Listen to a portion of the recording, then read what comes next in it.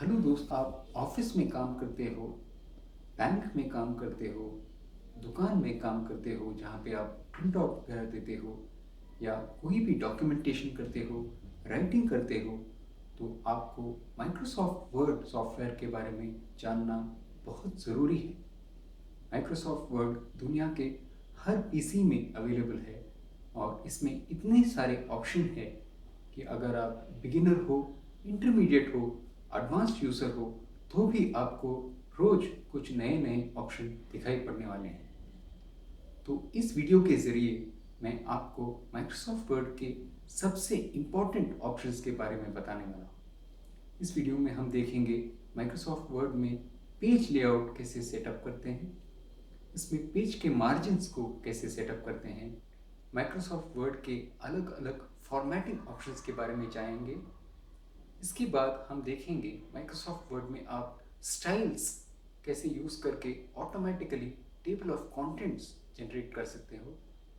हम देखेंगे आप टेबल्स के साथ कैसे काम करेंगे माइक्रोसॉफ्ट वर्ड में। अगर आपको आपके डॉक्यूमेंट किसी को भेजना है पीडीएफ फॉर्म में, तो इस डॉक्यूमेंट को पीडीएफ में कैसे कन्वर्ट करेंगे। अगर आपको आपके वर्ड डॉक्यूमेंट्स को प्रिंट करना है, तो प्रिंटिंग के अलग अलग ऑप्शंस कैसे सेटअप करना है, ये भी हम सीखने वाले हैं इस वीडियो में। तो चलिए शुरू करते हैं। इस वीडियो में हम बिगिनर, इंटरमीडिएट यूज़र और एक्सपर्ट यूज़र्स के लिए भी बहुत सारे टिप्स लेके आने वाले हैं, तो वीडियो के अंत तक बने रहें। इस वीडियो में हम कवर करेंगे पेज लेआउट, पेज मार्जिन्स, अलग अलग फॉर्मेटिंग ऑप्शंस जो वर्ड में है, कैसे स्टाइल्स को यूज़ करना है और automatic table of contents generate कर सकते हैं।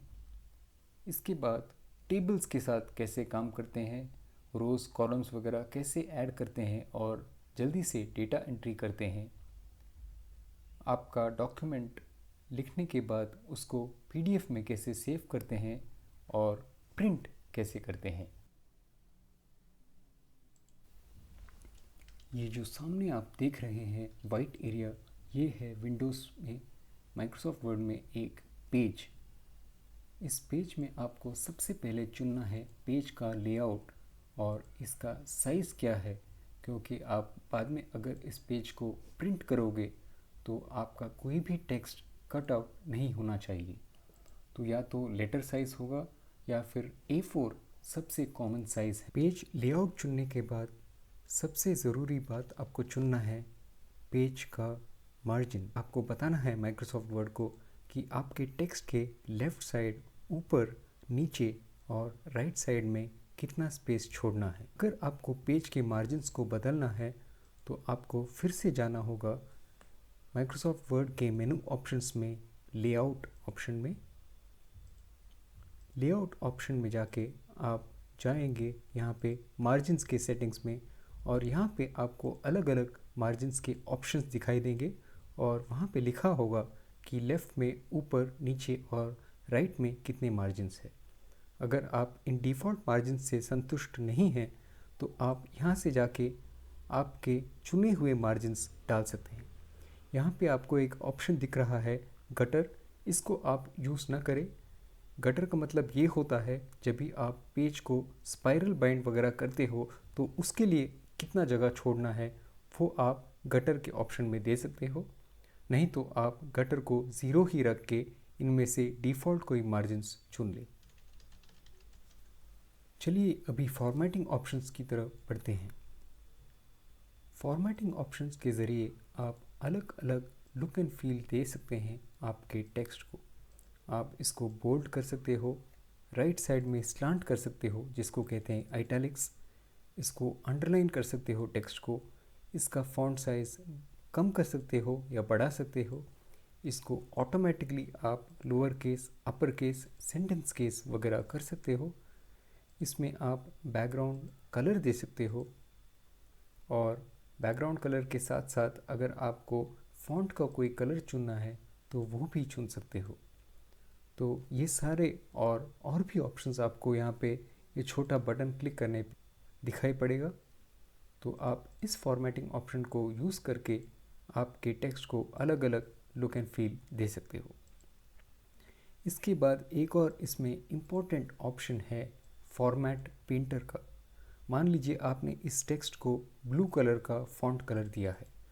अगर आपके पास अलग जगह में टेक्स्ट है, उसको भी वही फॉर्मेटिंग अप्लाई करना है, तो उसको आप क्लिक करके इसको सिलेक्ट करते ही वो जो पिछले चुना था आपने फॉर्मेटिंग, वो नए टेक्स्ट को अप्लाई हो जाएगा। अभी आप सोचोगे आपने एक बार फॉर्मेटिंग चुन लिया है, क्या मैं अलग अलग टेक्स्ट को एक टाइम पे ही फॉर्मेट पेंटर यूज़ कर सकता हूँ? तो हाँ, आप ये कर सकते हैं। उसके लिए आपको फॉर्मेट पेंटर ऑप्शन को डबल क्लिक करना पड़ेगा। फॉर्मेट पेंटर को डबल क्लिक करके आप डेस्टिनेशन टेक्स्ट को चुनते रहिए और वो फॉर्मेट उसमें पेंट होते रहेगा। अगर आप संतुष्ट हैं आपके फॉर्मेट पेंटिंग से, उसके बाद आप एस्केप की को दबाएं ताकि फॉर्मेट पेंटर बंद हो जाए। तो यहाँ पे देखिए मैंने एस्केप की दबाया और फॉर्मेट पेंटर यहाँ पे बंद हो गया। अभी आप आपके टेक्स्ट को नॉर्मल वे में लिख सकते हैं। अगर आपको प्रेजेंटेशन वगैरह देना है या इम्पोर्टेंट पॉइंट्स को हाईलाइट करना है, तो आप यहाँ पे बुलेटेड टेक्स्ट का इस्तेमाल कर सकते हैं। बुलेटेड टेक्स्ट का मतलब आपके जो पॉइंट्स हैं इसमें कोई स्पेशल ऑर्डर नहीं है। अगर आपको इसके अंदर सब कैटेगरी देना है, तो आप टैब की को प्रेस करके उसको राइट में इंडेंट कर सकते हो। इसी तरह आप नंबरिंग भी कर सकते हो, ऊपर के नंबरिंग ऑप्शन को चुन के। यह तब ज़रूरी है जब भी आपके जो टेक्स्ट है उसमें कोई सीक्वेंस है और आप कोई प्रोसीजर वगैरह है जो आप रीडर को फॉलो करने के लिए बोल रहे हो। इसमें भी आप टैब की को प्रेस करके इंडेंट कर सकते हो, टेक्स्ट को ज़रा राइट में मूव कर सकते हो। इसके बाद आपको जानना है अलग अलग जस्टिफिकेशन ऑप्शन। तो आप देख रहे हैं कैसे मैं चुन रहा हूँ जस्टिफिकेशन ऑप्शन, और मेरा टेक्स्ट या तो लेफ़्ट में अलाइन हो रहा है या तो जस्टिफाई हो रहा है, यानी दोनों साइड से अलाइन हो रहा है, या फिर सेंटर अलाइन होता है, या फिर राइट अलाइन हो रहा है। तो ये सारे ऑप्शंस हैं आपके पास फॉर्मेटिंग के लिए माइक्रोसॉफ्ट वर्ड में। जब भी आप आपके डॉक्यूमेंट को लिखना शुरू करते हो, तो आप जो मन में चाहे ऐसे फॉर्मेटिंग ना करें। इससे आपके डॉक्यूमेंट का स्ट्रक्चर समझ नहीं आता है और जो फॉर्मेटिंग ऑप्शन है वो कंसिस्टेंट नहीं रहता है। यहाँ पे देखिए मैं टाइटल को बोल्ड किया, मैंने टेक्स्ट साइज़ बढ़ाया, हेडिंग 1 को मैंने येलो हाईलाइट दिया, हेडिंग 2 को भी येलो हाईलाइट दिया, हेडिंग 3 को भी येलो हाईलाइट दिया, और टेक्स्ट को चाहे मैंने साइज़ बढ़ाया या कम किया। आप ऐसा ना करें। आपके पास स्टाइल्स उपलब्ध है माइक्रोसॉफ्ट वर्ड में। ये स्टाइल्स ऊपर के होम मेनू के अंदर ही आपको दिखाई देने वाले हैं। तो आप टाइटल टेक्स्ट को चुन के इसमें टाइटल स्टाइल अप्लाई कीजिए। हेडिंग 1 को चुन के उसको हेडिंग 1 स्टाइल अप्लाई कीजिए। हेडिंग 2 को चुन के हेडिंग 2 स्टाइल अप्लाई कीजिए, और हेडिंग 3 को चुन के हेडिंग 3 स्टाइल अप्लाई कीजिए। अभी आप देखोगे लेफ्ट में आपको नेविगेशन पेन जो है उसमें डॉक्यूमेंट का स्ट्रक्चर एकदम बराबर दिखाई दे रहा है, और आप इससे ऑटोमेटिकली टेबल ऑफ कंटेंट्स भी जनरेट कर सकते हो। ऑटोमेटिकली आपको टेबल ऑफ कंटेंट्स जनरेट करना है, तो जहाँ भी आपको टेबल ऑफ कंटेंट्स डालना है वहाँ पे जाइए। उसके बाद आप रेफरेंसेस में जाइए, और रेफरेंसेस में आपको लेफ़्ट में टेबल ऑफ कंटेंट्स ऑप्शन दिखाई देने वाला है। तो यहाँ पे टेबल ऑफ कंटेंट्स में जाके आप कोई भी एक स्टाइल चुन सकते हो। तो अभी आपने देख लिया आपके सारे हेडिंग्स और कौन कौन से पेज में वो हेडिंग्स है वो ऑटोमेटिकली आपको यहाँ पे फिल्ड आउट मिलने वाले हैं, और कंट्रोल क्लिक करके आप डायरेक्टली उन हेडिंग्स में पहुँच सकते हो। अभी अगर आपने आपके टेक्स्ट को अपडेट किया, नया कंटेंट ऐड किया, मान लीजिए मैंने एक और हेडिंग 3 ऐड किया, और इस हेडिंग 3 को भी मैंने होम मेनू में जाके हेडिंग 3 चुन के स्टाइल चुना। अभी मुझे टेबल ऑफ कंटेंट्स अपडेट करना है, तो मैं इसको राइट क्लिक करके अपडेट एंटायर टेबल ऑप्शन चुनते ही आप देखोगे कि मेरे अपडेटेड सेकेंड हेडिंग 3 भी टेबल ऑफ कंटेंट्स के अंदर आ गया है। अगर आप डॉक्यूमेंट वगैरह काफ़ी बनाते हो माइक्रोसॉफ्ट वर्ड में, तो आपको ये जान लेना बहुत ज़रूरी है कि इसमें टेबल्स कैसे बनाया जाए। इंसर्ट मेनू के अंदर आप टेबल चुनते ही आपको अलग अलग साइज़ के टेबल्स आप चुन सकते हैं और इसमें आप हेडिंग्स और टेक्स्ट भर सकते हैं। तो इसमें दिख रहा है आपको ये 3 रोज़ हैं यहाँ पे और 6 कॉलम हैं। इसमें आप टेक्स्ट भर सकते हैं सेल्स के अंदर। टेबल का एक एडवांटेज है कि आपको संक्षिप्त में इंफॉर्मेशन दिखाना है रीडर को, तो टेबल के ज़रिए आप दिखा सकते हो। यहाँ पे आप टेबल के प्लस साइन में क्लिक करके आप अलग अलग रो ऐड कर सकते हो, कॉलम भी चाहे ऐड कर सकते हो। यहाँ पे भी इंसर्ट मेनू में जाके आप रो को नीचे या ऊपर ऐड कर सकते हो। आप एक कॉलम को सिलेक्ट करके यहाँ पे जाके इंसर्ट में जाके कॉलम को राइट में या लेफ़्ट में ऐड कर सकते हो।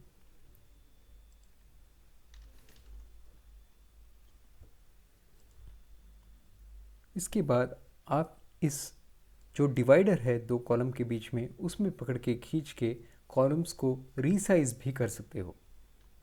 तो अलग अलग ऑप्शन अवेलेबल है आपको टेबल में एंट्री करने के लिए। आप टेबल के प्रॉपर्टीज़ में जाके और भी कस्टमाइज़ कर सकते हो आपके टेबल को। आप रोज़ के अलग अलग सेटिंग, कॉलम के सेटिंग, जो टेबल के अंदर एक एक सेल है उनका सेटिंग सब इसमें कस्टमाइज़ कर सकते हो।